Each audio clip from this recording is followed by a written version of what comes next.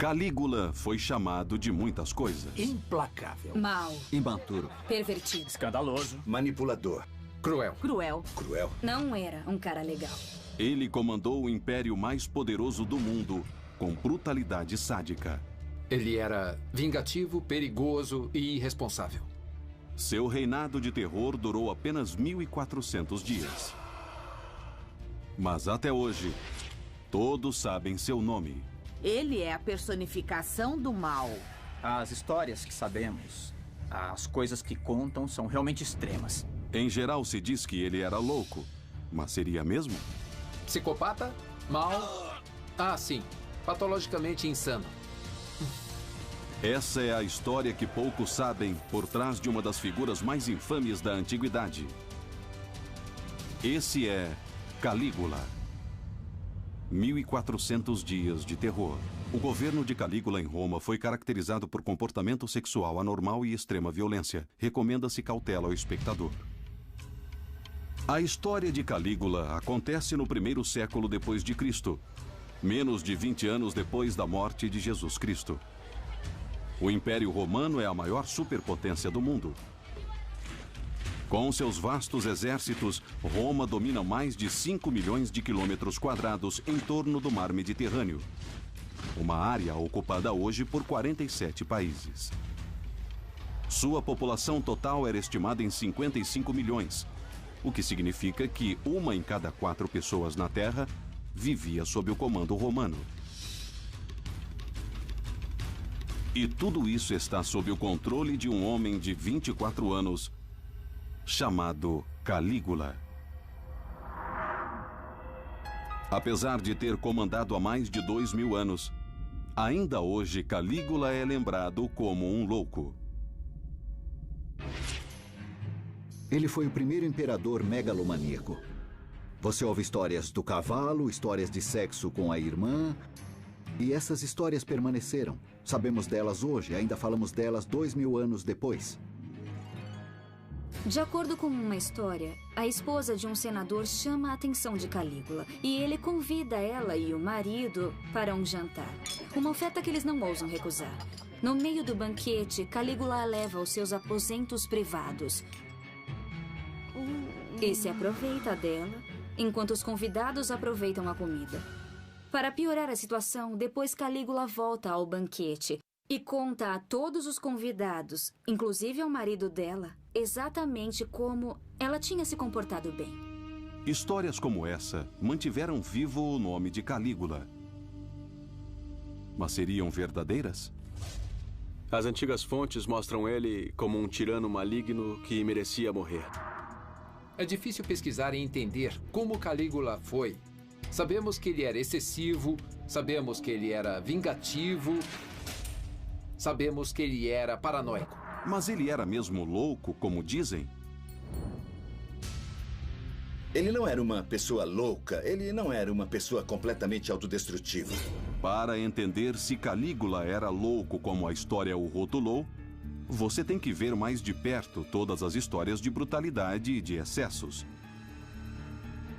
E tudo começa no seu primeiro dia como imperador. A grande esperança de Roma. O governo de Calígula começa com uma procissão triunfante pela Via Ápia, a rua mais famosa de Roma. Grandes multidões o festejam e jogam flores em seu caminho. Para o povo, esse rosto jovem de 24 anos representa uma nova esperança. Nesse momento, ele ainda não é muito conhecido e há grandes expectativas sobre ele. Quando chega a Roma, Calígula segue direto para a Cúria Júlia, a sala de reuniões tradicional do Senado romano. Ele precisa deles para legitimar seu novo papel como imperador. Durante séculos, o Senado, formado por homens de famílias ricas e distintas, comandou Roma. Mas 68 anos antes, tudo mudou quando Augusto César assumiu o poder sobre o Senado e sobre toda Roma. Agora o império é governado por um homem. Augusto trouxe paz ao Império por 41 anos. Seu filho adotivo, Tibério, comandou nos 23 anos seguintes. Mas, no final do seu governo, Tibério não tinha grande popularidade. No final do governo, o povo odiava Tibério. Ele aumentou impostos, cortou jogos e festivais públicos, era avarento com a riqueza do império e, por isso, puseram a esperança em Calígula. Agora, o bisneto de Augusto, Calígula, está pronto para assumir o papel de terceiro imperador de Roma. Mas primeiro ele precisa da aprovação do Senado.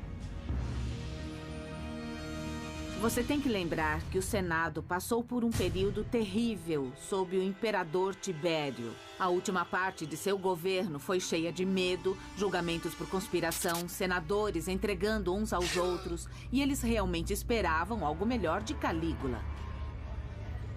No que diz respeito aos senadores e ao povo de Roma, Calígula tem o pedigree perfeito. Sua mãe era neta do popular Augusto, e seu pai, Germânicos, foi um dos maiores e mais honrados generais de Roma. Quando criança, Calígula viveu em destacamentos distantes como esse, entre soldados duros, mas como filho do comandante, sabia bem dos seus privilégios. Os pais de Calígula constantemente lembravam o jovem de sua herança nobre e as grandes expectativas que tinham sobre ele. Desde o início, a mãe o criou para coisas grandes. Ela vestia o pequeno Caio Germânicos em uniforme de soldado e exibia ele por todo o acampamento para conquistar os soldados. Deu certo. Eles o amavam. Chamavam ele de Calígula, Pequenas Botas. Apesar dele odiar o nome, pegou. Fronteira da Síria. Calígula tinha só 7 anos e vivia na Síria, onde seu pai Germânicos estava numa missão. De repente, o pai adoeceu. E pior, ele foi envenenado, uma maneira terrível de se matar um soldado. Dizem que foram ordens do próprio imperador. O imperador na época era Tibério, tio-avô de Calígula. Ele temia a popularidade crescente de Germânicos entre seus soldados e o povo. Então ordenou que seu melhor general fosse envenenado. Calígula vê seu pai morrer pelo crime de ser muito popular. É uma lição sobre a dureza do poder imperial que ele nunca esquecerá. Mas Tibério não para por aí. Quando Calígula e sua família em luto voltam a Roma, o imperador continua a persegui-los, convencido de que ainda são uma ameaça ao seu poder. Tibério prende a mãe do Calígula e o irmão mais velho dele, acusando-os de traição.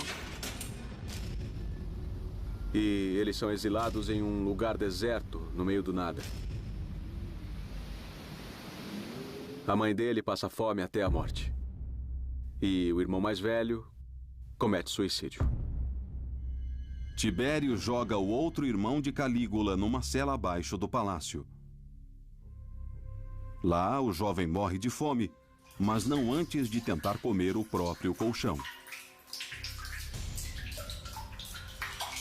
A morte de seus pais e irmãos terá profunda influência no jovem Calígula. Se todas as pessoas mais próximas de você desaparecerem de repente, isso pode tornar você uma pessoa bem desagradável. Não é surpreendente que ele termine meio doido. Mas Tibério poupa o jovem, pelo menos por enquanto. Ele só sobreviveu porque era jovem demais para ser uma ameaça. Quando Calígula faz 17 anos, recebe uma convocação do imperador. Ele deve ir ao magnífico palácio de Tibério na ilha de Capri, próxima da costa de Nápoles. O treinamento de um imperador. Em Capri, o imperador montou um novo tribunal imperial, onde pode fazer tudo o que quer, longe de olhos curiosos. As pessoas pensaram que quando Tibério chamou ele à corte em Capri, este seria o fim do ainda jovem Calígula. É muito difícil entender o que Calígula estava pensando quando chegou aqui na propriedade de Tibério, em Capri. Provavelmente era uma combinação de apreensão e entusiasmo. Apreensão por causa do que já tinha acontecido com a família dele e o que podia acontecer com ele. E entusiasmo porque ele estava chegando aqui na real sede do poder imperial romano de Tibério. Quando Calígula chega ao palácio, para surpresa de todos, Tibério o recebe e o põe debaixo da sua asa. Tibério estava envelhecendo e precisava encontrar um sucessor. A única opção era o filho de Germânicos, Caio Júlio César, conhecido como Calígula. Vai ser a primeira impressão de Calígula sobre o que é ser imperador. Mas o mundo em que Calígula entra em Capri é diferente de tudo que ele ou qualquer um já viu. Era um antro de despotismo e devassidão. A maior parte da propriedade era decorada com imagens pornográficas nas paredes. Seria o equivalente ao Kama Sutra na Roma Antiga. Tibério recebia jovens homens e mulheres que corriam pelos jardins do palácio, todos quase sem roupas, tendo relações sexuais. E ele sentava lá e assistia. Em sua enorme piscina interna, Tibério nada nu com seus jovens convidados, chamando-os afetuosamente de seus peixinhos. Calígula é encorajado a se unir a eles e aceita, porque, em geral, a punição por irritar o imperador é a morte. Tibério gosta de jogar suas vítimas do despenhadeiro próximo de seu palácio, 300 metros mar abaixo.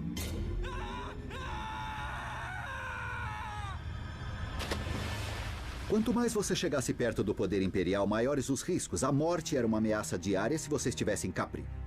Em Capri, Calígula recebe lições sobre violência, prazer e os efeitos intoxicantes do poder absoluto. Nós sabemos das orgias, essa é a parte que todo mundo lembra. Mas o importante a lembrar é que ele era praticamente um prisioneiro, era mantido lá contra a vontade dele. Ele sabia sobreviver sob vigilância, mas enquanto era observado, também observava. Calígula sabe que se sobreviver à vida em Capri, vai herdar o império de seu tio-avô. Calígula passou 6 anos vivendo aqui em Capri com o Tibério. Isso teve um impacto profundo sobre ele. O ensinou não só a ter poder absoluto, mas também o ensinou a se divertir. Calígula finge curtir tudo e espera secretamente sua chance de tomar o trono. Calígula toma o poder.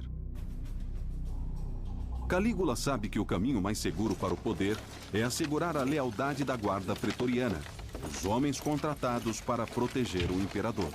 A guarda pretoriana é a força de proteção pessoal do imperador. Ela vai onde ele vai. Mas não são guardas do palácio, são soldados bem treinados e bem armados. Podemos pensar neles como um cruzamento entre fuzileiros e o serviço secreto. Calígula faz amizade com o capitão dos pretorianos, um homem chamado Macro, e promete a ele poder e influência em troca de seu apoio quando chegar o momento. Calígula esperava definitivamente sua oportunidade para suceder Tibério. Ele era um jovem muito ambicioso e via isso como seu destino.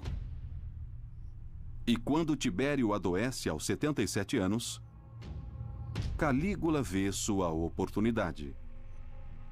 Antigas fontes diziam que Calígula tentou sufocar o Tibério. Ele supostamente asfixiou o frágil imperador em sua cama, vingando a morte de sua família. E Macro, supostamente encarregado de proteger o imperador, finge que não vê. Calígula foi o primeiro imperador romano a subornar a guarda pretoriana para conseguir seu cargo, e não foi o último. Ele deu exemplo a todos os imperadores romanos subsequentes. Macro comanda a guarda pretoriana no apoio a Calígula como seu novo imperador, e eles o acompanham até Roma pela Via Ápia. Esse é o histórico do jovem que aparece diante do Senado de Roma e reclama o trono. o Senado romano. Ele substituiu Tibério, que era muito impopular na época em que morreu. Isso devia ser o início de uma nova era. Ele fez um discurso que impressionou o Senado. Ele era tudo que os senadores queriam no imperador. Era humilde, diferente, até se intitulou filho deles. E eles ficaram tão impressionados que decidiram oferecer a ele todas as honras que Augusto e Tibério tiveram. Ele ainda não tinha feito nada para se mostrar, mas seria o imperador. Roma recebeu Calígula. Ele agora é o comandante do maior império do mundo e seu governo está só começando. Quanto tempo ainda passará até que Roma perceba que pode ter coroado um louco?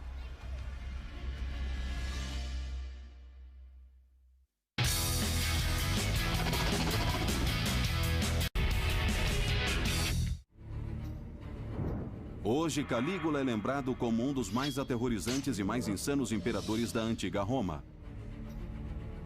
Mas quando ele chegou ao poder, Roma tinha esperanças em seu novo líder. Quando Calígula chegou ao poder, ele só tinha 24 anos. Era incrivelmente jovem. Tudo o que os romanos sabiam era que ele era bisneto do primeiro imperador de Roma, Augusto César. E que seu tio-avô, o imperador Tibério, tinha matado a maior parte de sua família imediata. O que ele fez antes na vida? Que experiências ele tem? Aparentemente, nada de bom. Teve todos os parentes mortos e foi refém em Capri. Deve haver muito dano aí. Dar poder total sobre o Império Romano a esse tipo de homem foi uma loucura. Como novo imperador de Roma, o jovem Calígula controla mais que o império. Ele também controla sua riqueza. A Roma que Calígula herda é rica, graças ao bom gerenciamento dos dois primeiros imperadores. Ela cresceu em poder e o tesouro imperial é grande. Agora Calígula começa a colocar esse dinheiro em movimento e começa a comprar apoio e confiança daqueles que importam. O poder do dinheiro. Calígula firma residência no Palácio de Tibério. E daqui inicia uma grande campanha de relações públicas. Ele tem que ganhar o Senado, o povo de Roma e, talvez o mais importante, a Guarda Pretoriana. Macro, o chefe da Guarda Pretoriana e o homem que ajudou Calígula a chegar ao poder, sugere que o jovem imperador dê aos seus soldados algo extra. Em seu testamento, Tibério deixou 1000 sestércios de ouro a cada guarda pretoriano. É o equivalente a 1 ano de pagamento. Aconselhado por Macro, Calígula dá o dobro. É um ato importante. Se ele quer manter seu poder, tem que colocar a Guarda Pretoriana do seu lado. Eles serão seus torturadores, seus policiais vão fazer o trabalho sujo por ele. Calígula precisa deles felizes e leais, e eles são.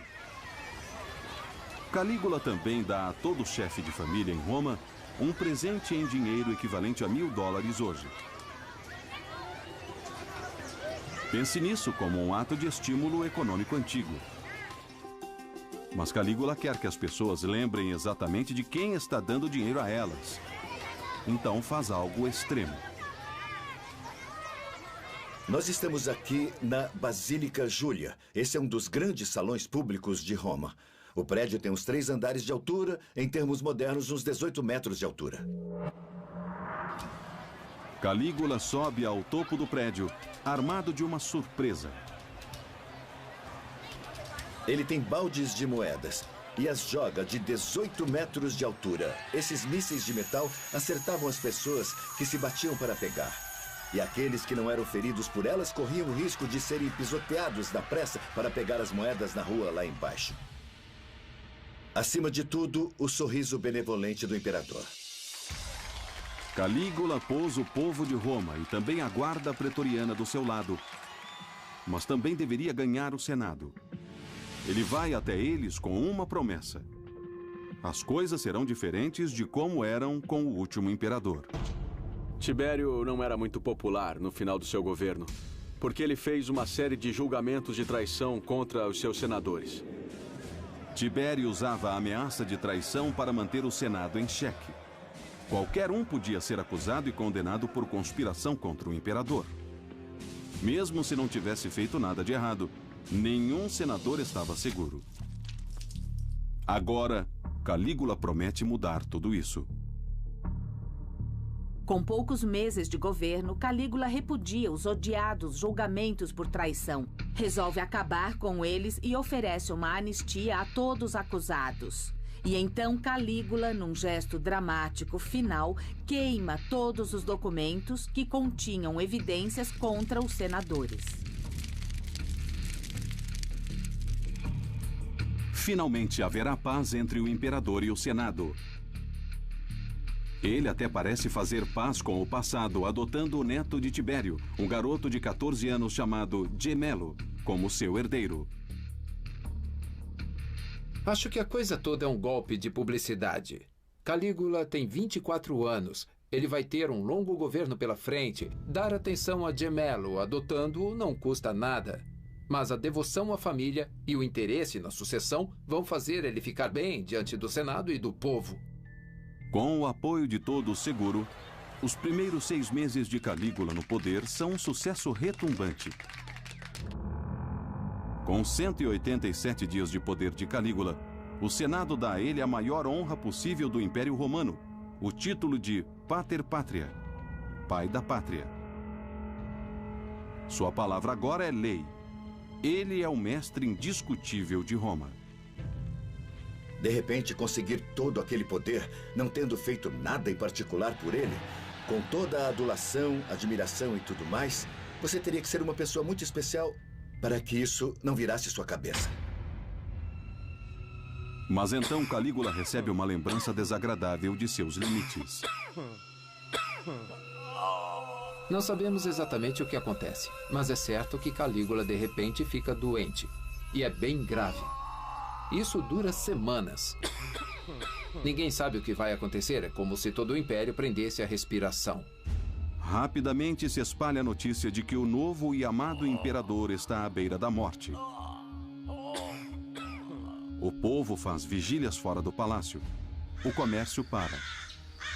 Mas nem todo cidadão do império está paralisado de medo. O chefe da guarda pretoriana, Macro, que jurou fidelidade a Calígula, o abandona.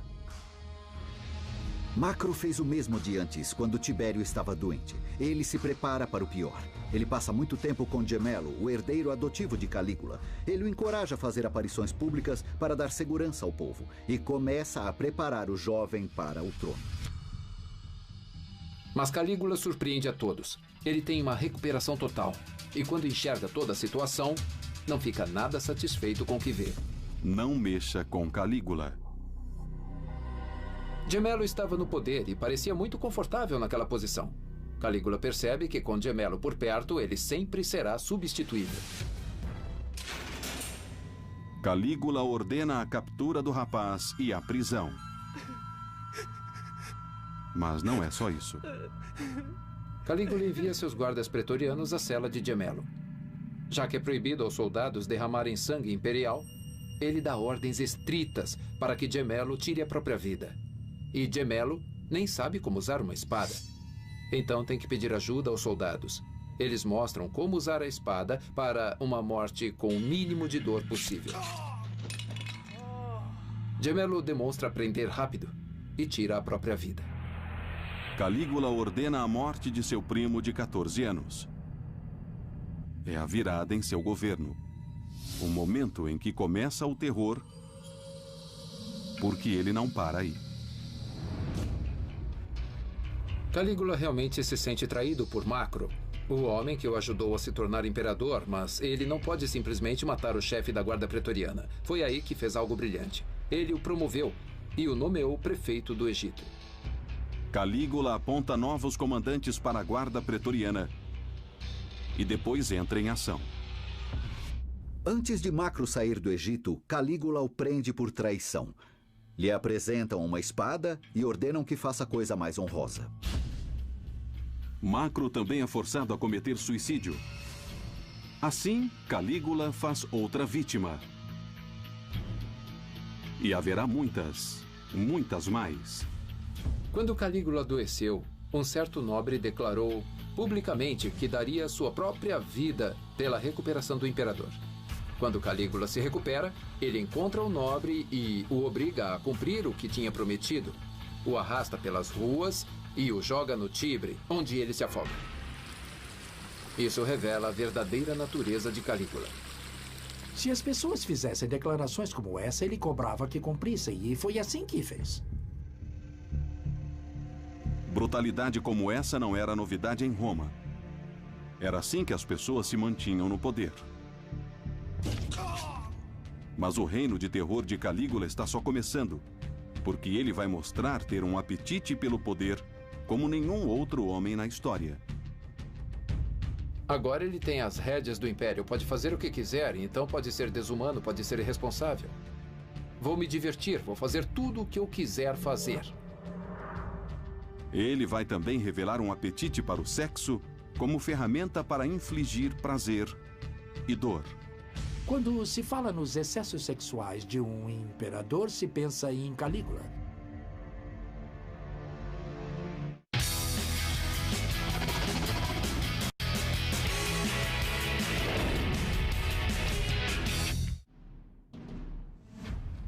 Durante os primeiros 6 meses como imperador da antiga Roma, Calígula assegurou sua posição comprando o povo e os militares.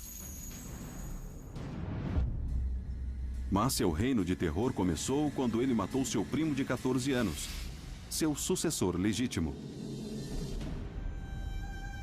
Agora que conseguiu poder absoluto sobre o maior império da Terra, ele faz o que provavelmente qualquer um de 25 anos faria em seu lugar. Se diverte.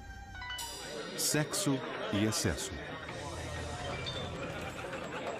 Com 1 ano de poder, a vida é boa para Calígula. Ele oferece refeições exóticas vindas de todo o império e dá festas extravagantes no palácio. Romanos de alta classe ofereciam banquetes como maneira de mostrar riqueza e prestígio. Mas Calígula leva isso a um outro nível. Seus convidados provam iguarias exóticas como língua de flamingo, calcanhares de camelo e avestruz assado. Um desses banquetes custou 10 milhões de sestércios. Essa era a verba anual de 3 províncias romanas somadas. Esse cara tinha um apetite pelo prazer. Ele era viciado em tudo. Em bebida, na atitude com a comida. Ele até adaptou um veneno para aumentar o seu estômago para poder comer ainda mais. Ele não era nada controlado. Também era muito difícil alguém com seu histórico, que cresceu no ambiente onde ele cresceu, não ser um glutão e não chegar à atividade sexual extrema. Toda Roma fala sobre as festas exóticas e eróticas de Calígula e de sua relação anormal com sua irmã mais nova, Drusila. Uma das primeiras palavras que me vem à mente quando eu penso em Calígula é incesto. É um segredo aberto. Toda Roma cochicha que Calígula dorme com a irmã mais nova, Drusila. Em banquetes, ele dá a ela a posição de honra, a enche de atenções, dá comida na boca e até a acaricia. Tudo na frente do marido dela. A irmã de Calígula, Drusila, é casada com um dos amigos mais próximos de Calígula, um homem chamado Lépido. Mas dizem que isso era só uma maneira de mantê-la por perto. Romanos gostavam de falar de sexo, gostavam muito de falar sobre escândalos sexuais. Lépido não tinha por que reclamar do acordo. Como o cunhado de Calígula, ele é o próximo na linha para o trono. Mas a relação de Calígula com sua irmã pode ter sido mais do que apenas sexual? É possível que ele tivesse em mente uma ideia de desenvolver uma linhagem puramente real como a de Ptolomeu no Egito. Era isso que os faraós faziam. Isso era parte do seu amor pela cultura oriental. E ele queria ser um imperador do tipo oriental. A única coisa de que Calígula parecia gostar mais do que sexo era a violência. Esporte sangrento.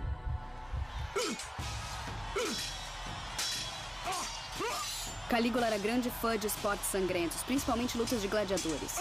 E quanto mais sangrento o esporte, melhor. Arenas ficavam cheias de torcedores que gritavam, reagiam, torciam. E Calígula estava lá, gritando com eles.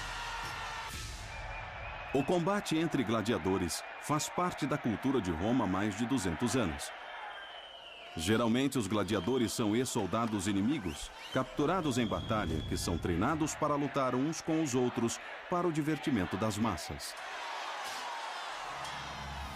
Mas Calígula quer tornar o passatempo preferido de Roma mais pesado, mudando as regras.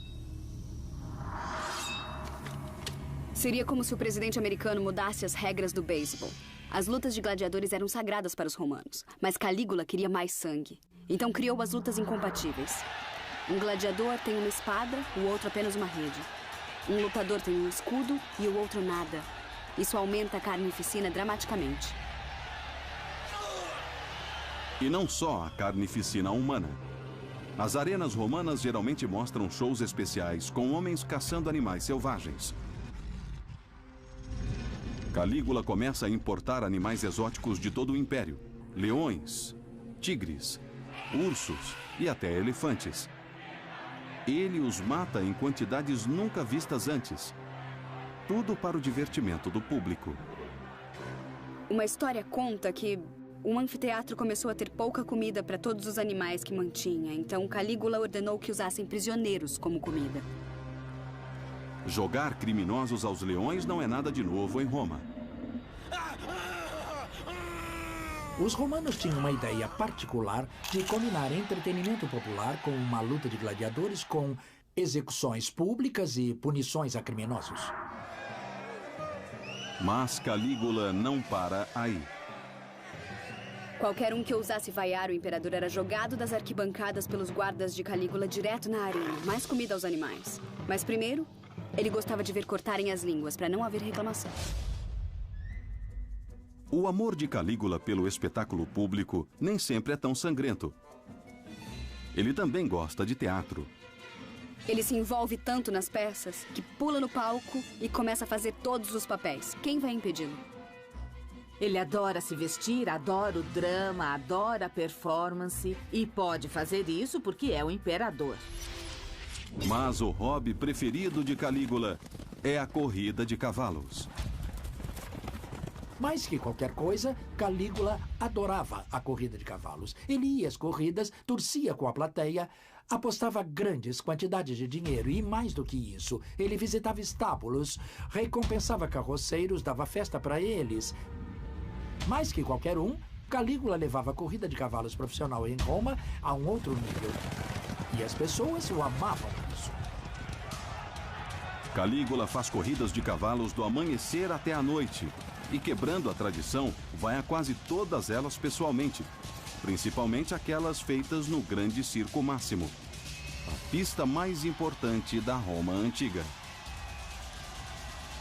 Estamos falando em 250 mil pessoas no Circo Máximo nos grandes jogos. Era uma oportunidade fantástica de mostrar ao povo romano que ele era um deles. Mas, como no teatro, Calígula quer fazer mais do que assistir. Ele quer participar. Calígula construiu sua pista de corrida particular, uma parecida como essa aqui, mas nesse caso foi ao lado da colina do Vaticano. Mas ele precisava de uma peça central. Seu bisavô Augusto fez um obelisco de 24 metros no Circo Máximo. Calígula decidiu fazer o mesmo. Calígula ordena que um grande navio seja construído em escala nunca vista antes. Ele é mais comprido que um campo de futebol. Tem quase a metade em largura e tem apenas um propósito: transportar um imenso obelisco de 300 toneladas do Egito até Roma. Acontece que seu obelisco tem 90 centímetros a mais que o de Augusto. Parece que, para obeliscos, tamanho é documento. Você ainda pode ver hoje o poderoso obelisco de Calígula na entrada de um dos locais mais sagrados da Terra, a Basílica de São Pedro. Quanto mais Calígula gasta em festas, jogos e festivais, mais pessoas o amam por isso. Mas o Senado não está nada satisfeito com Calígula. Ele anda com o tipo de pessoas que o Senado não aprova em nada. Se mistura com atores, vai a entretenimentos incultos. Não era isso que eles queriam de seu imperador, mas Calígula realmente não se importa. Com 450 dias de governo, as festas sem fim de Calígula têm uma pausa trágica. Drusila, a irmã de Calígula e suposta amante, fica doente. Ela morre. Calígula fica totalmente devastado. E faz uma coisa impressionante para os padrões romanos. Ele a declara uma deusa. Ela é a primeira mulher romana a receber tal honra. As reclamações dos aristocratas sobre o comportamento errático de Calígula aumentam. Mas o imperador não se importa. Ele está prestes a silenciá-los com uma campanha de humilhação e violência diferente de tudo já visto antes. A frase preferida de Calígula é: deixe que odeiem, desde que me temam.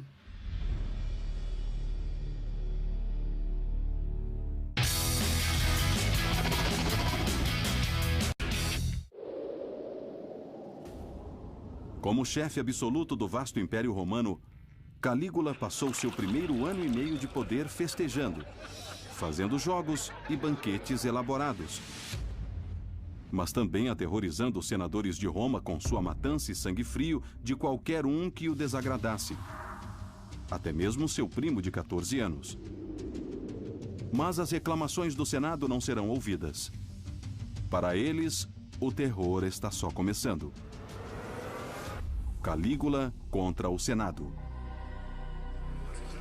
Calígula tentou fazer algo diferente, que era criar um novo estilo de poder imperial que rejeitasse uma parceria íntima com o Senado. Parecia mais com um rei. Ele queria comandar e queria que o Senado cumprisse suas ordens. Calígula fica cada vez mais chateado com os senadores, mas não pode se livrar deles. O Senado existe desde que existe Roma. Então ele faz o que pode. Lança uma campanha para humilhá-los publicamente e mostrar a todos como eles são inúteis. Calígula reúne o Senado e faz um discurso impressionante. Ele os acusa de serem hipócritas, de serem traidores. Como evidência, ele usa os papéis de Tibério, que ele supostamente havia queimado. Calígula volta atrás na promessa que fez quando chegou ao poder. Ele anuncia que vai fazer julgamentos de traição como Tibério fez antes dele e encoraja os senadores a denunciar qualquer um que falar contra o imperador. Depois debocha deles, dizendo que eles devem agradecê-lo pelos insultos. Como o Senado vai responder a essa humilhação abjeta? Eles se encontram no dia seguinte e fazem exatamente o que Calígula disse que fariam.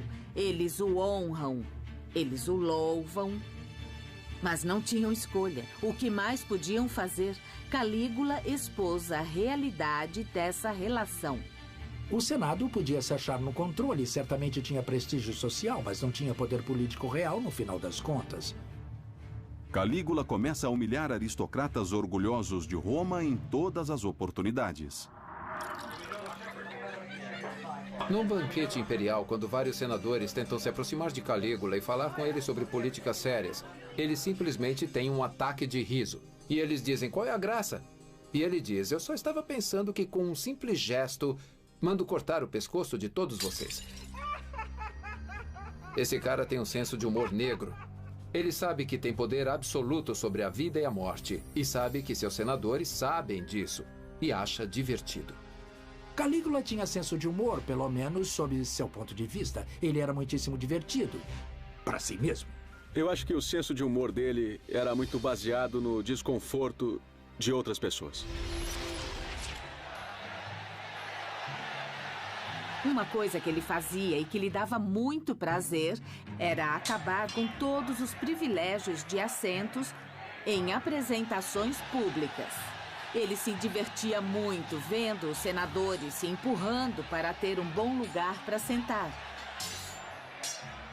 E os que não conseguiam bons lugares eram forçados a sentar com os escravos ou com as classes mais baixas. Ele sabia que seria um desastre, sabia qual seria o efeito e deixava acontecer. Ele adorava isso. Ele estava exagerando com as classes mais tradicionais da cidade de Roma. Quando os escravos o carregam numa liteira erguida sobre as ruas de Roma, Calígula faz os senadores caminharem ao lado enquanto discutem questões de Estado. Imaginem se os senadores de hoje fossem forçados a andar ao lado do carro oficial da presidência. Calígula gosta de fazer os senadores se vestirem em túnicas curtas, como escravos, para servi-lo em suas refeições. Para esses aristocratas de herança nobre romana, isso era extremamente humilhante.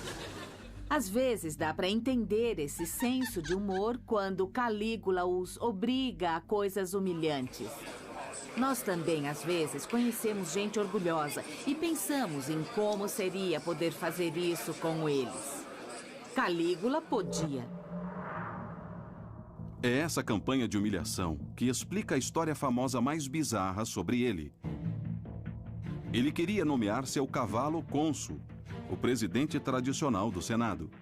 Calígula tem um cavalo de corrida puro sangue premiado chamado Intitatus. E ele amava esse cavalo. Todos os tipos de honra foram feitos ao seu cavalo, inclusive recebeu o mesmo peitoral que teve o cavalo de Alexandre o Grande. Conta a história que em um de seus famosos banquetes, Calígula convidou seu cavalo Intitatus, fez ele ficar à mesa num lugar de honra e deu comida, água, tudo em tigelas de ouro. Quando um dos membros do Senado perguntou por que fazia aquilo, ele respondeu: "Estou pensando em torná-lo cônsul."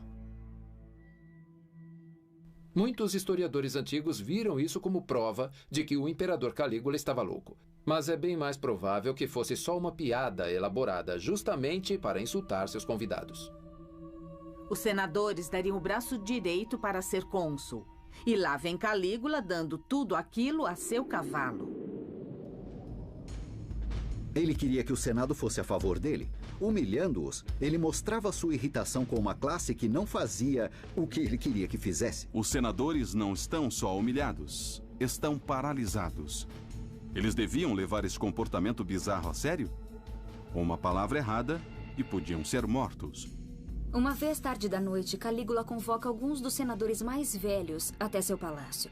Eles acham que é uma consulta sobre o crescimento da insatisfação das tribos germânicas ao longo do rio Reno. Ao invés disso, ele aparece fantasiado e faz uma dancinha para eles. No final, exige o aplauso deles.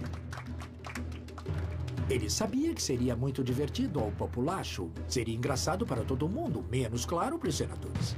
Historiadores antigos, também aristocratas, usaram essas histórias para provar o quanto Calígula estava louco. Muitas coisas que as fontes contam que ele fez e que nos parecem muito infantis e bobas e que talvez fossem evidências de um tipo de loucura, na verdade eram pensadas para humilhar os senadores. Sua campanha de humilhação parece funcionar. Os senadores se apoiavam em sua dignidade, sua honra, só que ele estava tirando tudo isso deles. Senadores começam a se curvar ao falar com ele, uma tradição seguida mais no Egito e no Oriente que em Roma. Ele se torna a versão romana de um faraó divino, mas precisa ter filhos para estabelecer uma verdadeira dinastia familiar. Nasce um herdeiro. Calígula se casa com a filha de um mercador rico de aparência comum. O mais interessante é que ela já estava grávida de 8 meses. Se o bebê era dele ou não, ninguém sabe. Então ela dá à luz uma menina. Isso terá enormes implicações para a sucessão. Mas o mais assustador nisso tudo é que Calígula chama a menina de Drusila, como sua querida irmã falecida. O marido de Drusila, Lépido, era o próximo na linha de sucessão ao trono. Agora ele e as 2 irmãs de Calígula que restaram perderam a chance. Com o Senado humilhado a ponto de se romper, as condições são propensas a uma conspiração. Havia muitas outras pessoas na nobreza de Roma que também podiam reclamar o trono, e essas pessoas eram perigosas. Calígula ainda está apenas na metade de seu governo. O terror apenas começou. Ele vai criar espetáculos selvagens de devassidão, liderará seus exércitos até as fronteiras do mundo e começará um derramamento de sangue em Roma, matando pessoas às dezenas. O que falta para levar Roma até o seu limite? o que Calígula faz realmente passa dos limites, ele acaba sendo rejeitado.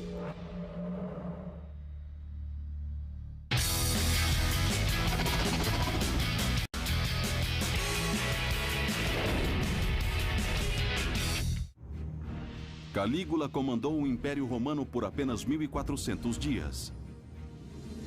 Agora, com 2 anos e meio de governo, o povo de Roma ainda o adora, graças aos seus festivais públicos ininterruptos. De início, ele tomou a decisão de manter o povo ao seu lado. Ele cuidava deles, fazia jogos para eles. Era bom para eles.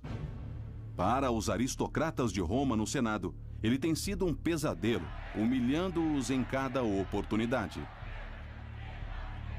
Ele cansou o Senado, pegou no pé deles, os irritou o máximo que conseguiu. Calígula não mostrou respeito à classe dominante. Então, não surpreende que alguns dos aristocratas mais poderosos de Roma comecem a planejar maneiras de tirá-lo do poder. Conspirações em toda parte. Calígula ouve rumores sobre os cônsules de Roma, os 2 oficiais eleitos pelo Senado para sua liderança. E Calígula entra em ação. Do nada, Calígula manda prender os 2 cônsules, os 2 oficiais executivos. Isso era inédito. Imagine o presidente americano prendendo os representantes do Senado de ambos os partidos. A acusação era de que eles não o honraram devidamente em seu aniversário. Claro que há outra teoria: conspiração. Calígula tortura os senadores presos e descobre uma grande conspiração para assassiná-lo. De repente, esses cônsules foram forçados a cometer suicídio. O imperador logo descobre que o plano é bem mais profundo. Não é só um bando de senadores insatisfeitos. É sua família. É uma traição devastadora que atinge Calígula diretamente no coração. Acontece que suas irmãs e seu cunhado, Lépido, planejam matá-lo antes que ele produza um herdeiro homem. Lépido era o próximo na linha do trono. Mas agora parece que ele e as 2 irmãs de Calígula estão no centro de um plano de longo prazo para assumir o poder. Se você é da família imperial, não é como qualquer outra família. Qualquer um que é parente seu é ao mesmo tempo seu rival. Pense nisso como a máfia nos filmes de Hollywood. Os parentes se tratavam assim. Eles não tinham problemas em chutar uns aos outros quando precisavam. Calígula precisa fazer deles um exemplo. Ele ordena que seu cunhado Lépido seja executado. Depois força sua irmã mais velha, Agripina, a caminhar 170 quilômetros nos campos de Roma, levando as cinzas de seu co-conspirador. E numa atitude maligna, ele exila as 2 irmãs na mesma ilha para onde o imperador Tibério enviou sua mãe para morrer 10 anos antes. Eles podiam ser usados como um exemplo para qualquer oposição, para qualquer um que quisesse se revoltar contra o imperador. Não se pode pensar na sua irmã como sua irmã. Ela é sua irmã, mas também sua rival. Agripina vai rir por último. Ela será a mãe de um imperador quase tão famoso quanto seu irmão Calígula. Seu nome é Nero. Também envolvido na conspiração está um dos maiores generais de Calígula, o comandante de 8 legiões veteranas. Calígula também o executa. Mas isso cria um problema porque aquele general era encarregado de uma das fronteiras mais perigosas de Roma. Nos últimos 90 anos, a fronteira norte do Império é o rio Reno. Lá, soldados romanos lutam para evitar que as ferozes tribos da Germânia tomem o Império. Calígula precisa que esses soldados se mantenham leais. Para qualquer imperador romano é absolutamente crucial ter a lealdade total das legiões, principalmente nas perigosas fronteiras com províncias armadas. Ele também precisa delas se quiser realizar seu sonho real de expandir o Império e glorificar seu nome.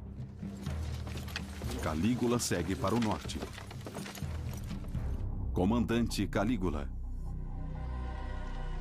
É sempre importante para um novo imperador romano fazer alguma coisa de sucesso militarmente, porque assim ele ganha a lealdade do exército, que, vamos admitir, é como você mantém seu poder no final.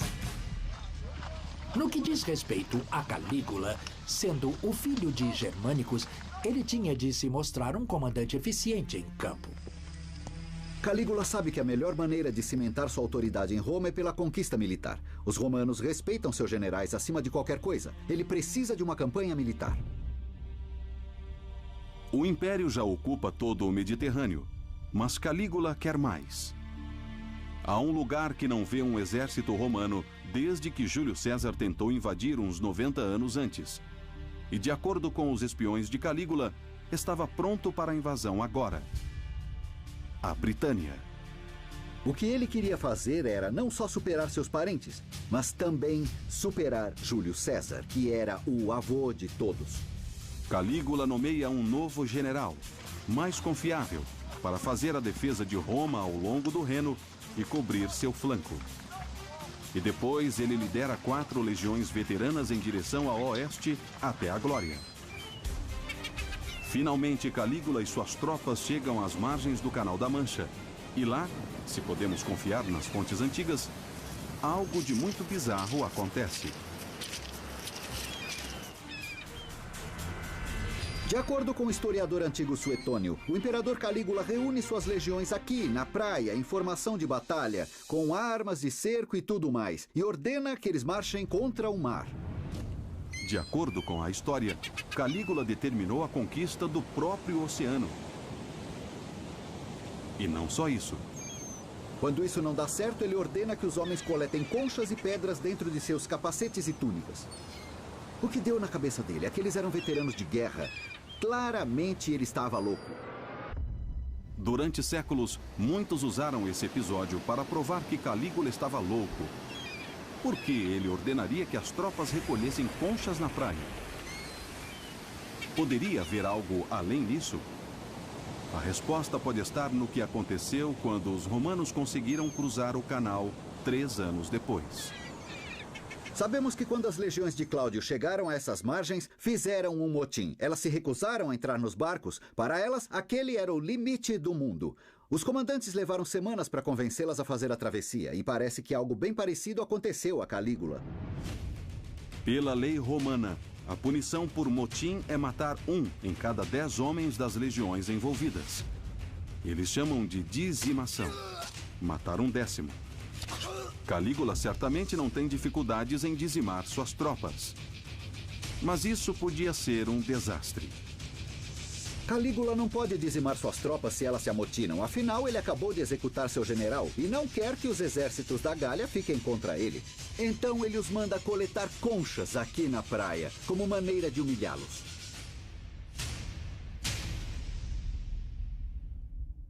Mandar, sabe, aqueles soldados romanos duros e frios catarem conchas da praia era uma grande humilhação para um homem. Para os romanos era pior. Para Calígula, a tentativa de invadir a Inglaterra é um fracasso devastador que ele não admite em casa. Ao invés disso, ele envia mensagens ao Senado sobre suas manobras militares de sucesso à beira do Mar do Norte.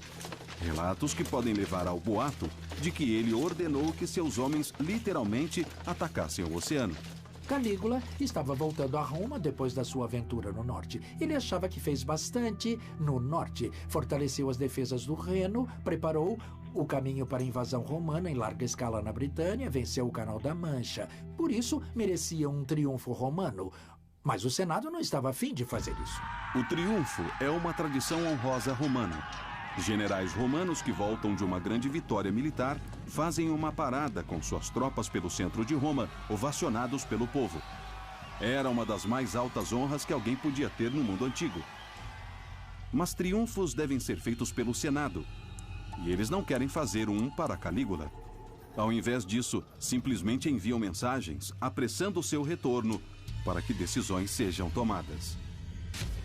Aí ele começou a se irritar. Sua resposta era: eu vou sim, mas quando chegar, vou levar isso. E tocava a espada ao seu lado. Calígula estava decidido. Apesar de não ter conquistado a Britânia, ele finalmente ia conquistar o Senado romano.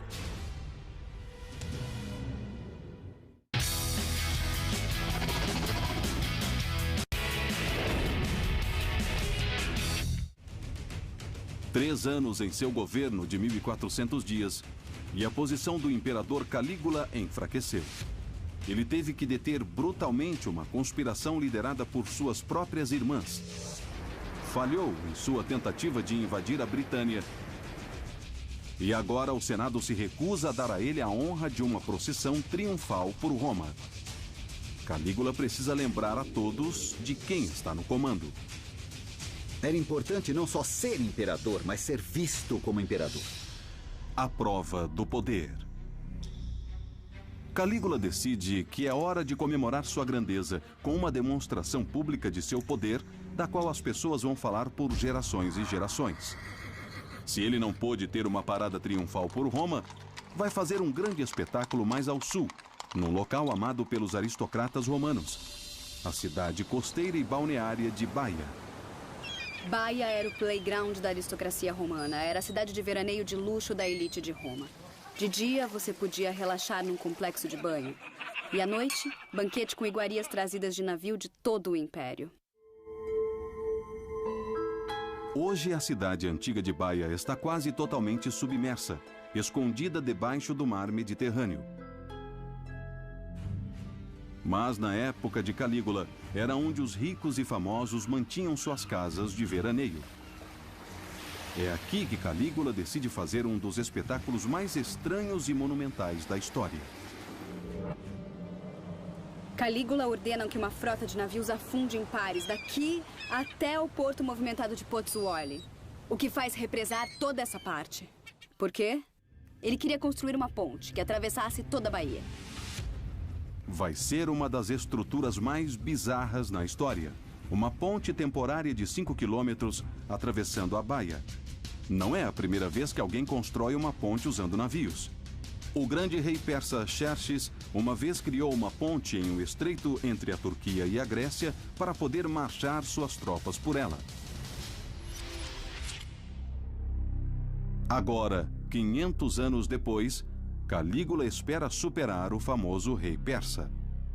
Os engenheiros de Calígula começam a lançar pedras e terra nos navios afundados, até criarem uma ponte de terra de 5 quilômetros até o outro lado.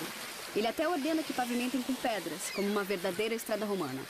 Finalmente o palco está armado. Calígula põe uma guirlanda de folhas de carvalho, monta em seu cavalo e lidera sua legião através da ponte de Baia até Pozzuoli.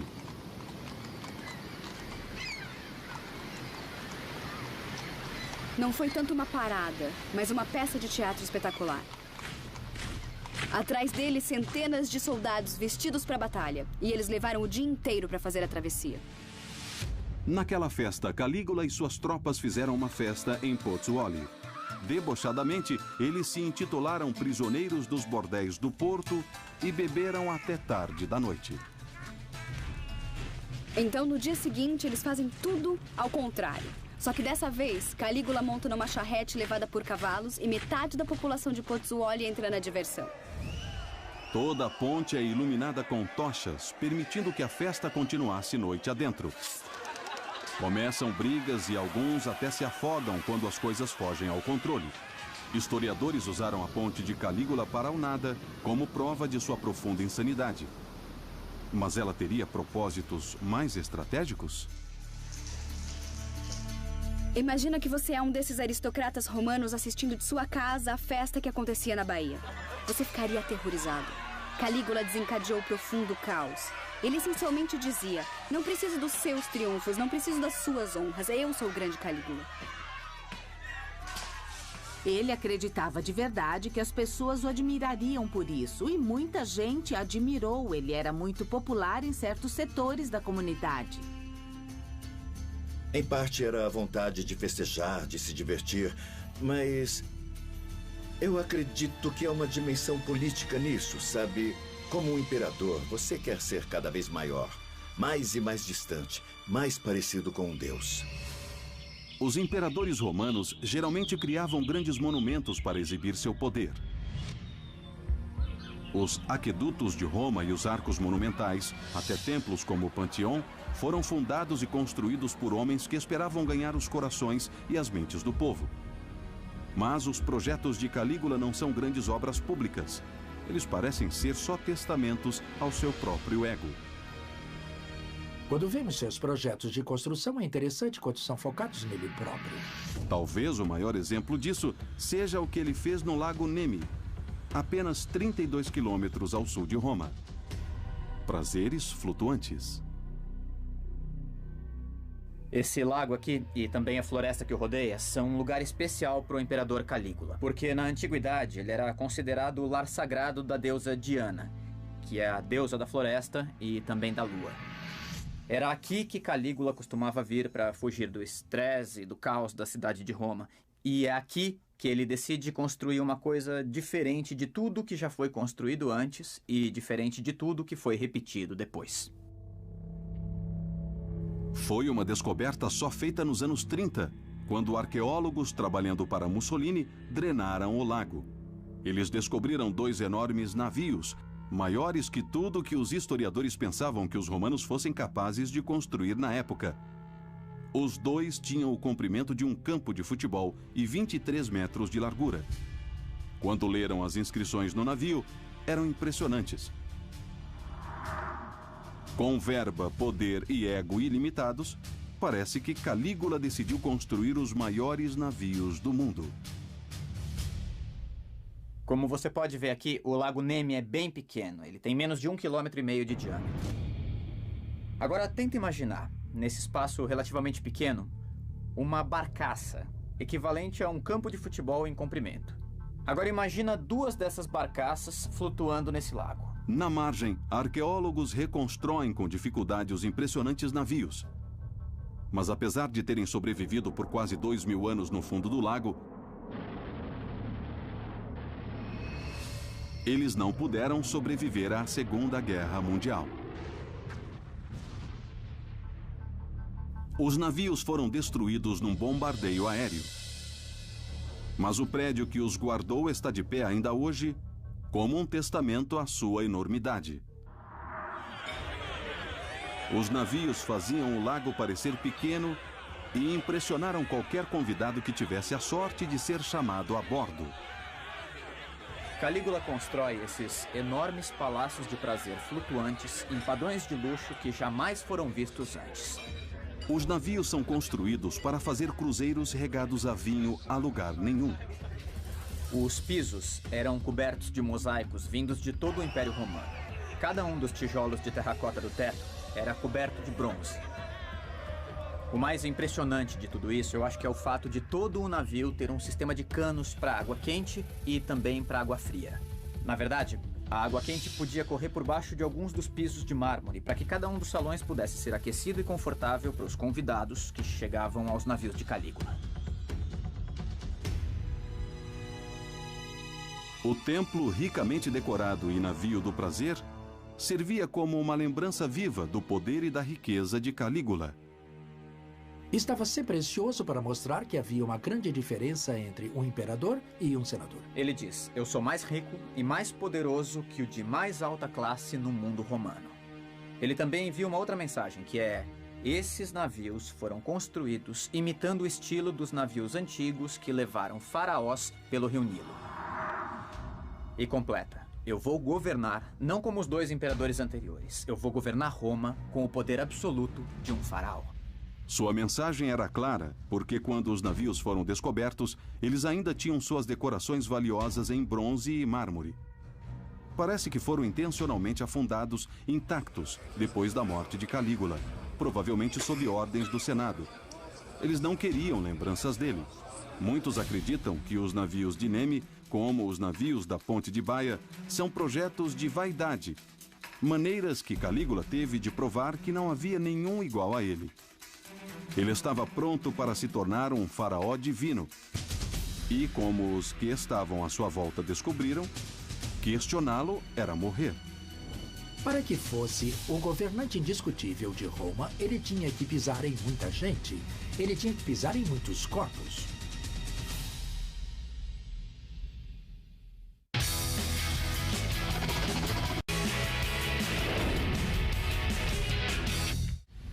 Calígula comandou Roma por apenas 1.400 dias.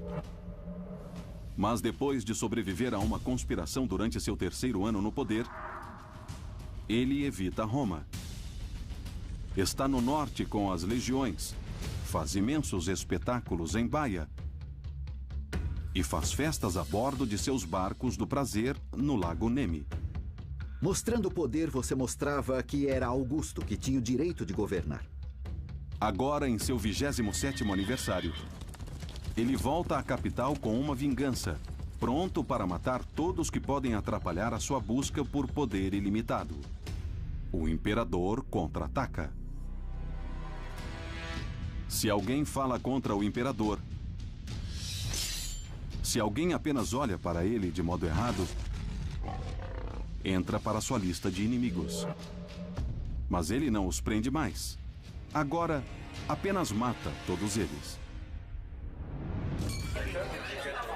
Uma noite, em uma reunião festiva, Calígula faz prisioneiros 3 jovens, filhos de aristocratas ricos. Um escravo diz que os ouviu criticar o imperador. Eles são amordaçados, então não podem se defender. E lá na frente dos convidados, Calígula bate e tortura os 3, até não resistirem. No final do espetáculo sangrento, os 3 garotos estão mortos no chão. Mas Calígula não terminou. Ele não quer ouvir nenhuma reclamação de seus pais ricos, então manda seus soldados até a casa deles e os mata também.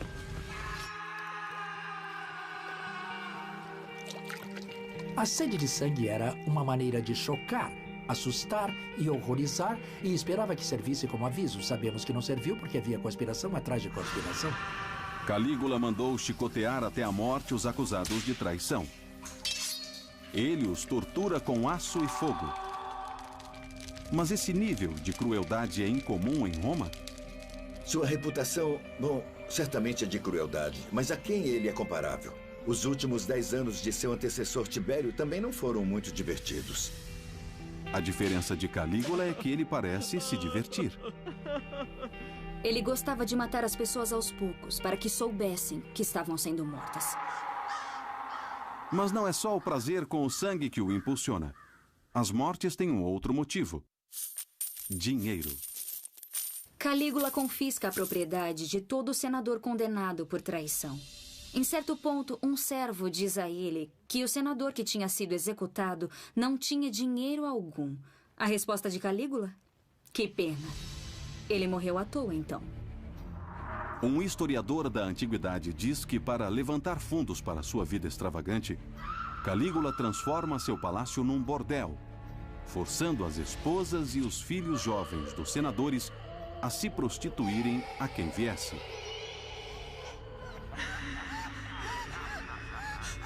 Teria Calígula cafetinado as esposas dos senadores no Monte Palatino?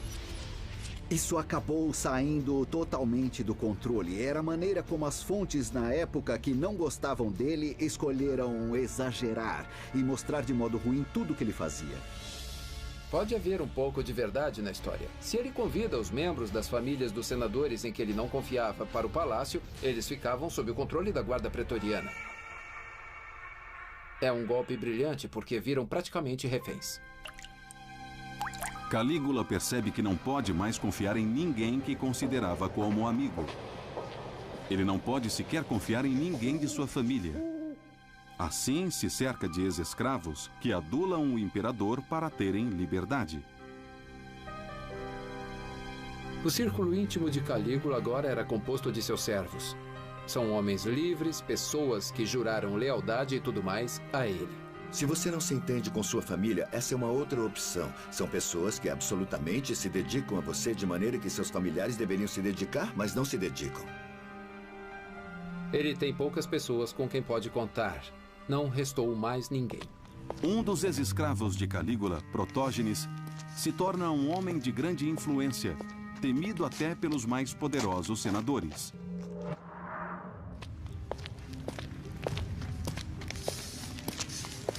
Calígula tem um secretário, cujo trabalho é monitorar os senadores para ver se não há conspirações contra ele. Um dia, esse secretário vai à Cúria e, enquanto os senadores passavam por ele, Ele disse a um deles: "Por que me cumprimenta se odeia tanto o imperador?" Era só isso que os outros senadores precisavam ouvir. Eles começaram a agredi-lo com canetas e começaram a cortar a pele dele. Mas aí piora. Correm atrás dele e começam a estripá-lo.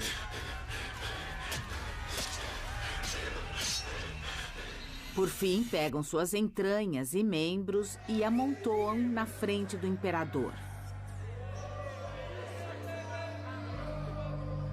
Porque sabiam que para demonstrar sua lealdade a Calígula, eles tinham que entregar aquele homem.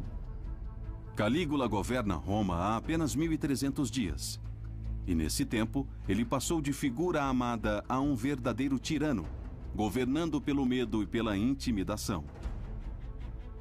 Ele não era o imperador no modelo de um Augusto ou de um Tibério que asseguravam os poderes constitucionais? O Calígula se via mais como um rei, mais do que como um imperador romano tradicional. Era assim o poder imperial. Augusto e Tibério tinham governança total, gostassem disso ou não, e Calígula só era sincero e dizia que queria ser um rei. Ninguém ousa dizer não a ele. Cada palavra sua é lei. Quando se está nessa posição, o poder fica muito sedutor. E acho que foi isso que aconteceu com Calígula. Mas para o ego de Calígula, não é suficiente ter poder absoluto. Ele agora quer ser adorado como um deus vivo. Ele acreditava mesmo que o povo romano aceitaria como deus? Certamente isso não era normal. Mas é isso que finalmente leva Roma a destituir seu imperador?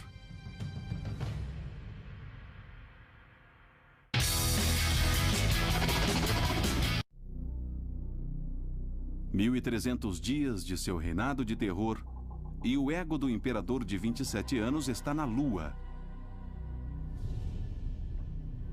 Ele usou seu poder para viver seus prazeres pessoais e assassinar qualquer senador que desaprovasse seu comportamento. Mas parece que não é suficiente. Agora ele quer ser adorado como um deus vivo. Depois da sua morte, os imperadores eram endeusados. Calígula, no entanto, deu um passo adiante, colocando ênfase na sua divindade enquanto estava vivo. Poderes divinos.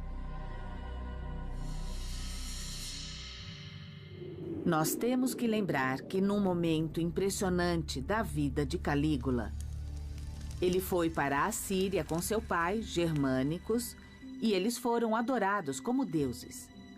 Acho que isso influenciou e ficou nele até sua vida adulta. Como sempre, o desejo de Calígula de ser adorado começa mais como uma piada. Calígula era uma pessoa que amava a arte da pantomima.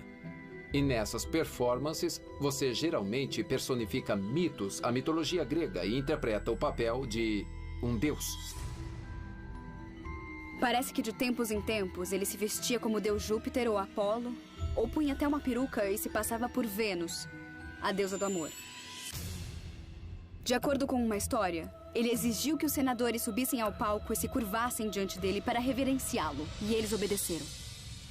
Mas Calígula quer ser adorado de verdade. Então pensa um plano engenhoso: conectar seu palácio a um templo próximo. Atrás de mim estão as 3 colunas do templo de Castor e Pólux, que eram um dos templos mais antigos e mais sagrados de Roma. Atrás deles está o Monte Palatino, onde era o palácio do imperador. E ele fez do templo sua varanda, tanto que tinha um balcão que se estendia até o palácio. Calígula gostava de sentar entre as 2 estátuas imensas de Castor e Pólux, para que quando alguém se curvasse aos deuses, estaria se curvando a ele também. Ser adorado como Deus era completamente ultrajante. Pensamos nisso como um traje e isso ofendia os romanos também. De outro ponto de vista, se apresentar como um deus era uma boa política, porque aumentava o respeito pela figura do imperador. É verdade que Calígula foi a primeira pessoa a fazer isso. Mas também vale dizer que depois, no Império dos séculos 3 e 4, isso se tornou lugar comum. Calígula só estava muito à frente de seu tempo. Calígula passa cada vez mais tempo no local maior e mais sagrado de Roma, o Templo de Júpiter, dedicado ao rei dos deuses. Em certo ponto, ele está diante da estátua do próprio Júpiter e pergunta ao amigo que está com ele, Apelles, o famoso ator, qual de nós é mais poderoso? O que você responderia? Se disser que Júpiter é mais poderoso, está insultando o imperador. Se disser que o imperador é mais poderoso, está insultando o rei dos deuses. É uma situação perdida. Apelles hesita. E pela hesitação, Calígula dá uma surra nele. Calígula quer que todo mundo saiba de seu poder e toma uma atitude ainda mais ultrajante. Ele se declara um deus vivo. Calígula teve um templo especial, construído para sua própria divindade, e dentro havia uma estátua dele em ouro que, a cada dia, era vestida com as roupas que ele estivesse usando. Havia sacerdotes especiais e sacrifícios requintados feitos a ele. Calígula finalmente conseguiu seu objetivo de ser adorado como um deus, como os grandes faraós do Egito.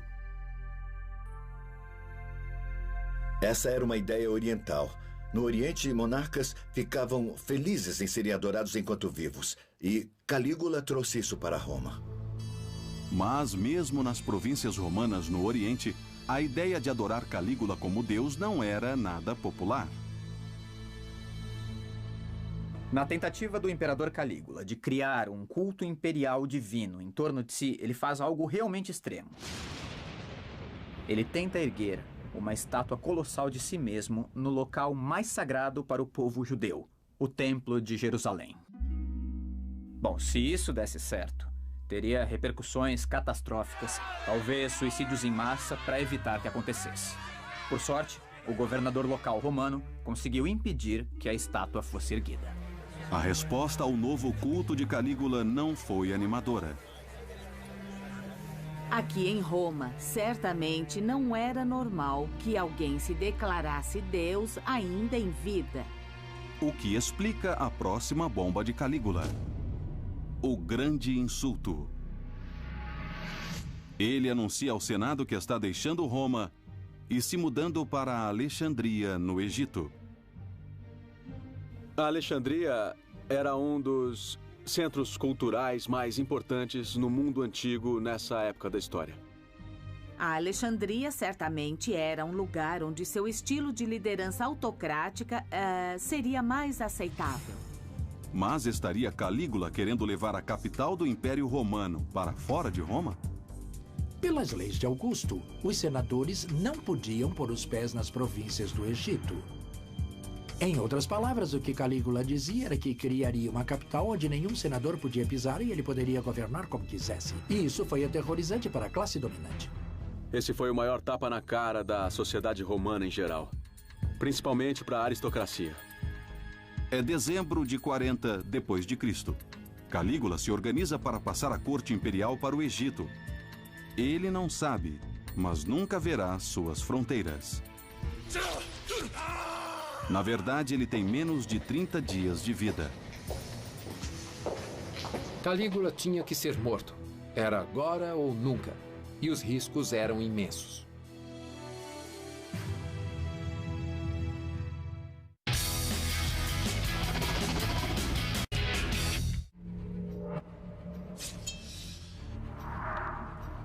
O imperador Calígula aterrorizou Roma por quase 1400 dias. Ele forçou todos a adorá-lo como um deus vivo. Agora, anuncia seus planos de mudar a capital do Império Romano para o Egito. Lá, eles sabem como adorar seus governantes como reis divinos. A ideia de Calígula mudar a capital para Alexandria acho que não foi só uma mera ameaça, isso foi usado como um golpe real contra o Senado. Há outro motivo para a partida. A última campanha de Calígula de violência contra o Senado fez dele um alvo. Para Calígula, Roma tinha se tornado um lugar perigoso. Com inimigos por trás de cada porta, era hora de sair de Roma. Se ele passa a corte imperial para Alexandria, todos em Roma vão perder. Os aristocratas, a guarda pretoriana e até o povo. É a gota d'água. Calígula deve morrer. Um alto aristocrata é acusado de conspirar contra Calígula. A testemunha é a bela atriz Quintilia, sua amante. Calígula manda a guarda pretoriana torturar, surrar e chicoteá-la. Ela não diz nada. Comovido com sua lealdade e com seu rosto agora desfigurado, Calígula a deixa livre. Mas, de acordo com a história, ao sair, Quintilia pisa no pé de um dos soldados pretorianos. É um sinal de que ela não revelou nada. Acontece que há uma conspiração e a guarda pretoriana é parte dela. A guarda pretoriana fica cada vez mais irritada com seu benfeitor Calígula. Se ele mudar a sede do governo para Alexandria, eles perdem seu poder e sua influência. Um homem em particular se torna o foco da conspiração, Cássio Quereia. Quereia é o chefe da guarda pretoriana, o que o põe na posição perfeita para uma emboscada ao imperador. Mas por que ele se envolveria numa conspiração? Os antigos historiadores dizem que Cássio Quereia geralmente era alvo de brincadeiras cruéis de Calígula. O imperador ria de sua voz efeminada e questionava sua sexualidade em público. Mas os motivos de Quereia provavelmente foram mais complexos que isso, e ele certamente não agia sozinho. Senadores poderosos também apoiavam o plano. Seu objetivo não era só matar Calígula, mas restaurar o poder do Senado para que ele pudesse governar Roma como era antes de haver um imperador. Dia 1400. Tudo acontece durante a celebração dos Jogos Palatinos anuais próximos ao Palácio de Calígula. Naquela tarde, o imperador se retira aos seus aposentos para um banho e uma refeição no meio do dia. Para voltar ao palácio, Calígula não faz o mesmo caminho de todos. Ele entra numa série de corredores subterrâneos como este aqui, que passa pelo Monte Palatino, unindo diferentes partes do palácio. E essas passagens subterrâneas são conhecidas como criptopórticos. Os criptopórticos são desertos enquanto o imperador anda com seus guardas. É o lugar perfeito para uma emboscada. Quereia segue o imperador Calígula pelo criptopórtico. Consegue chamar sua atenção e o detém. Ele faz isso perguntando qual é a senha do dia. Habitualmente, Calígula responde com uma obscenidade. É neste momento que Quereia pega sua espada e o ataca. Mas Quereia não age sozinho. Das sombras aparecem muitos conspiradores e eles começam a apunhalar o corpo de Calígula. São senadores e tribunos e até um escravo liberto de Calígula. E eles não param até que o seu corpo esteja numa poça de seu próprio sangue. Ita.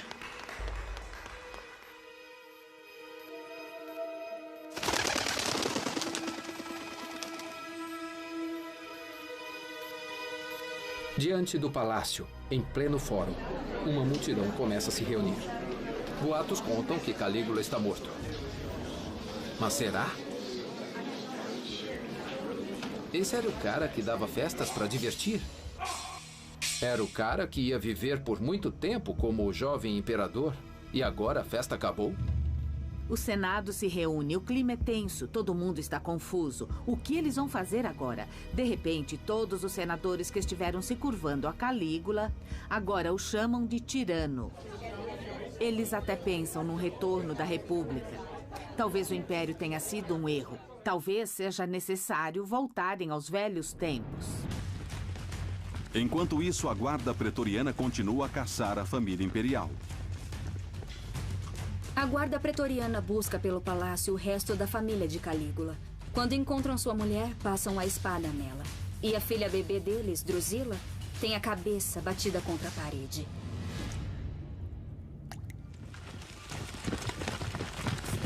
Nenhum descendente de sangue de Calígula pode sobreviver.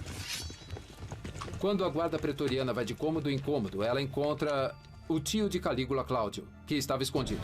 Cláudio está convencido de que é o próximo a ser morto, mas não é isso que acontece. Enquanto o Senado pensa no que fazer a seguir, Queréia e a Guarda Pretoriana colocam seu próprio plano em ação. A Guarda Pretoriana leva Cláudio ao acampamento fora dos portões de Roma e o proclama imperador. Esse era seu plano. Eles não querem o retorno da República. Enquanto houver um imperador para proteger e servir, eles terão poder e terão influência. Cláudio, o tio mais velho de Calígula, se torna o próximo imperador de Roma. Cláudio sempre foi mostrado como um homem meio bobo, mas ele foi muito mais inteligente do que se diz. E há razões para se acreditar que Cláudio estava por trás do assassinato. Cláudio certamente se beneficiou com ele. O Senado fica sabendo que a Guarda Pretoriana declarou Cláudio o novo imperador e que foram enganados. O sonho do Senado de retomar o poder sobre Roma agora está morto. Houve uma brecha, houve um pequeno espaço que se fechou muito rápido e nunca mais vai reabrir. Depois da morte de Calígula, o Senado faz de tudo para remover todos os vestígios dele. Eles os declaram damnatio memoriae, uma danação da memória. Inscrições foram apagadas, estátuas foram derrubadas e destruídas, e toda a representação física do imperador foi completamente retirada dos olhos do público. Eles condenam sua memória e condenam sua imagem. Mas é tarde demais. Os 1.400 dias de terror de Calígula podem ter acabado. Mas ele redefiniu o papel do imperador. Seu incrível apetite para o prazer e o derramamento de sangue serão imitados por outros imperadores que beberão do poder imperial. E Roma nunca mais será a mesma. Ele nos mostra o que pode acontecer quando não há regras. Ele era muito jovem quando chegou ao poder. Ao darem a um homem inexperiente o poder absoluto sobre o mundo, ele se corrompeu. Ele vai para os livros de história como um dos piores. Há um motivo para ele ser assassinado tão no início de seu governo. Se foi louco ou simplesmente mau, Calígula continua como um grande exemplo de como o poder absoluto corrompe completamente. Ele se tornou imortal como sempre quis. Porque até hoje, 2000 anos depois de seu reinado de terror, sua fama continua.